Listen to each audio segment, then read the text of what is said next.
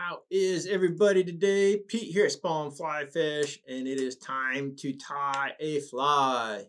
In the vise today, we have the Ahrex FW541 size 8 for the bead, rocking the Plummeting Tungsten bead, size 5/32 of an inch, in color gold. And then I've got some .020. I've got 8 wraps behind there to keep that bead in place, and that's .020 in the lead-free wire.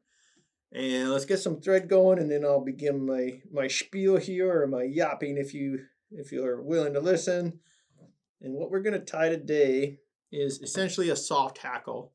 But the beauty of this is it fits the description of a nymph, right? But it's also not necessarily a nymph, right? It's generic in that it's just got triggers built in, not copying a specific bug. But what's more important is how I'm going to fish this. So yes, in a different state for different species, by all means, this would be a great nymph fly. But I wouldn't tie it in this size. But because I'm chasing specifically sea run cutthroat, I'm not going to dead drift this bug. Not once, not a bit. It's going to be stripped. It's going to be moved. It's going to be, jiggled here and there.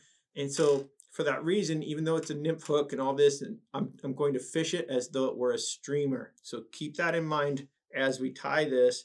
And then it might open your eyes to different ways to approach flies you normally tie, but you need a different purpose. All right, let's start off with some flash. Got some Krystal flash in pearl. I've got about 6 strands, I think. I don't know. It's going to have some flash in there. May as well do it. So just veil that around my thread. I'll try not to move this vise too much on you guys today. Let me put that back. There we go.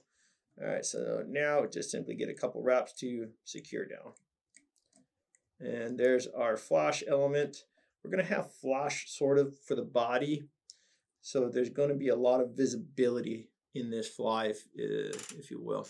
All right, let's get into a tail for the covering of this flash. And I've just got a guinea feather here. And this is off one of those, humongous birds that we've been selling here, the full skin. Great feathers. But when you get into these smaller feathers, it makes such a great soft hackle. And I just love the coloration on these feathers. So I've trimmed out the tip here. Just going to get that tied in. Concave facing the hook, convex side facing outward or upward. And we're just going to get these fibers all kind of coaxed back, and then we'll wrap. We don't need a lot here. Just a couple wraps is all we're looking for. Just covering, if you will, enveloping that flash, breaking up the monotony, give it a little speckle, mottle, whatever you want to call it. Let's go for at least half one more. I'm going to bring my thread back down, get these fibers out. I don't need them trapped in there. Forgive my hands for just a second. Get all those guys out of there. See that underfluff? We don't want that involved. All right. Now we can come back in with that last wrap. Make sure you're not trapping any of those fibers. Great. Get these pulled onto the right side. All these come up. I'm going to create a clean space here between the fibers and the quill. And that's where my thread's just going to run right in that little V that we made. And I'm going to put a little tension on this thread just to get it in front and not on that sloping downward portion of the shank. Boom. Cut that out. Now at this point, I can go ahead, come in and trim out the flash so that it's just about the same length as the tail fibers there. And if there are a couple that are a little bit longer, all the better. We don't want any straight cuts, straight lines, any of that stuff. So there's our tail section. Pretty simple thus far. It's going to stay simple, just so you know. Doesn't always have to be crazy. I like simple flies too. Here's our body. This is dyed pearl diamond braid in pearl. So pearl in that flash for the tail, pearl here for the body. I just want to start that somewhere right behind the weighted wires. Doesn't have to be super crazy on any of that. Don't need a rib today. So just get it in there, get it tied. Great. So let's wrap this guy. Forgive me for 1 second. Just want to make sure that first wrap is exactly where it needs to be. little visual check. We are rocking and rolling. So just touching wraps here. As you see, as you give a little bit of tension on this material, it does flatten itself out, and that's a good thing. So at this point, I'm going to turn this ever so slightly. I don't want to tie this so that it ends up with the frayed cut ends poking out right into that bead, right? So you see I've got room to move that thread. That's exactly what I want. So that way I can get a clean cut and I don't have these extraneous little ends of the fibers poking up anywhere. All right, now I'm gonna come back a little ways about here and give myself a visual cue of where I want this thorax to sit. And for the thorax today, I'm just going the ever popular, ever successful Peacock Herls. I've got 3 of them here, and these are from a peacock-eyed stick. So let me just get these tied in. And keeping all these fibers together here. And of course, we will twist these into a rope. But before we get into that, like any good soft tackle, we're going to tie in our collar here real quick. And so here's another guinea feather from that same section on, you know, like the chest area, saddle area, if you will. And all I'm looking for are fibers that reach back to the end of the body. And if they go past that, I don't want them to go too far past, but if it goes like halfway back on the tail, for me, that's fantastic. That's exactly what I'm looking for. For you, maybe you have a different preference. And as long as it fishes well, produces, well, there's really no wrong answer, although there are parameters. So let's spin up all 3 of these Herls and make one piece out of it.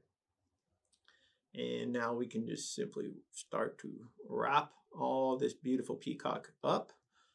And we'll go right up behind the bead, like so.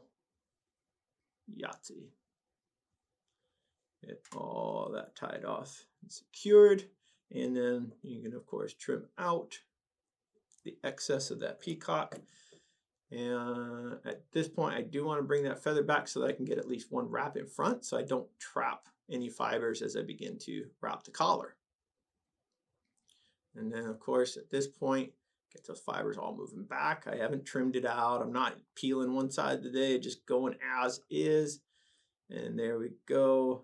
That's about all it's going to take. You see how much coverage we get from this guinea fowl as compared to, you know, partridge or any other thinner sort of feather.